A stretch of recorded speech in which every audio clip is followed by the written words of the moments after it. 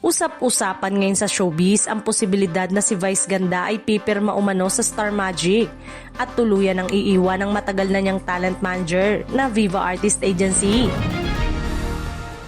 Mabilis na kumalat ang espekulasyong ito sa social media matapos mapansin ng mga netizen ang mas madalas na pakikipag-ugnayan ng Unkabogable star sa ilang kapamilya executive at artist na hawak ng Star Magic.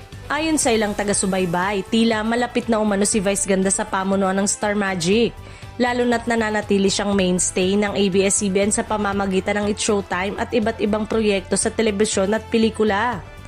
Dahil dito, hindi maiwasang magtanong ang publiko kung may kinalaman ba ito sa posibleng pagbabago ng kanyang talent management.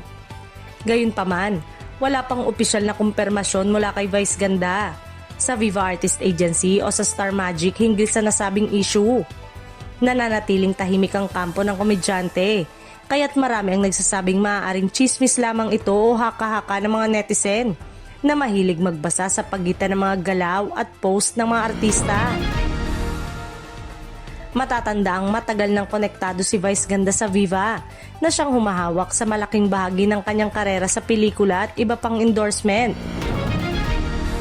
Sa kabilang banda, matibay din ang kanyang ugnayan sa ABS-CBN na patuloy na nagbibigay sa kanya ng mga proyektong tumatatak sa masa at sa ratings.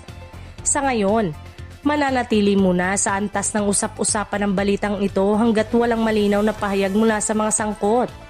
Para sa mga tagahanga, ang mahalaga ay patuloy na napapanood at napapakinggan si Vice Ganda kahit ano pa man ang maging direksyon ng kanyang karir at management sa mga susunod na buwan.